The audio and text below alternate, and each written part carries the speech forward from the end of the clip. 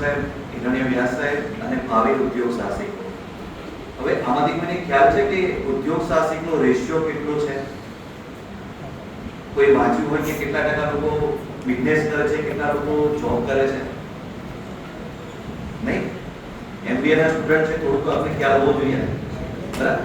15% લોકો શું કરે છે કે ભાઈ બિઝનેસ કરે છે અને 85% લોકો એમ વિચારે છે કે આપણે નોકરી જ કરવી છે, આપણે બીજું કંઈ કરવું નથી, બરાબર. આપણા મોદી સાહેબ કહે છે કે ભાઈ ગુજરાતીના લોહીમાં,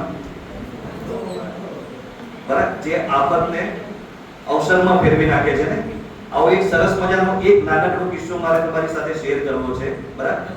20 ઓગસ્ટ 2022 દિવ્ય ભાસ્કરમાં આવેલો કિસ્સો, બાપુનગરનો કિસ્સો છે. બાપુનગરની અંદર શું છે કે એમ્બ્રોઇડરી અને હીરાનો બિઝનેસ વધારે છે. હવે બાય ચાન્સ એ ભાઈના એકાઉન્ટમાં બેંકના ભૂલના કારણે 1 કરોડ રૂપિયા ટ્રાન્સફર થઈ ગયા. હવે આપણા એકાઉન્ટમાં 1 કરોડ ટ્રાન્સફર થઈ ગયા હોય તો આપણે શું વિચારીએ કે ભાઈ શું કરવું, શું ના કરવું, બધા સાથે આપણે વિચારણા કરીએ, બરાબર. હવે એ ભાઈએ વિધિન અ ફ્યુ સેકન્ડની અંદર એક ડિસિઝન લીધું કે ભાઈ મારા પૈસા તો છે નહીં, આજે નહીં તો કાલે મારે બેંકને ઓનેસ્ટલી રિટર્ન તો કરવાના જ છે. તો એણે શું વિચાર્યું કે વિધિન અ ફ્યુ સેકન્ડમાં એણે શેર બજારમાં ઇન્વેસ્ટ કર્યા. શેર બજારમાં ઇન્વેસ્ટ કર્યા, બેંકમાંથી ફોન આવ્યો કે ભાઈ તમે બેંકમાં આવો છો. એટલે બેંકમાં કીધું કે સર હું આજે બહાર છું, કાલે આવી જઈશ.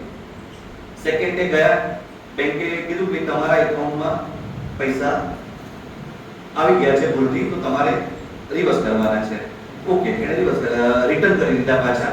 એણે કશું જ કર્યું નહીં. એ જે 1 કરોડ રૂપિયા જે શેર બજારમાં નાખ્યા હતા એમાં એણે 10 લાખનો પ્રોફિટ કર્યો એક જ દિવસમાં.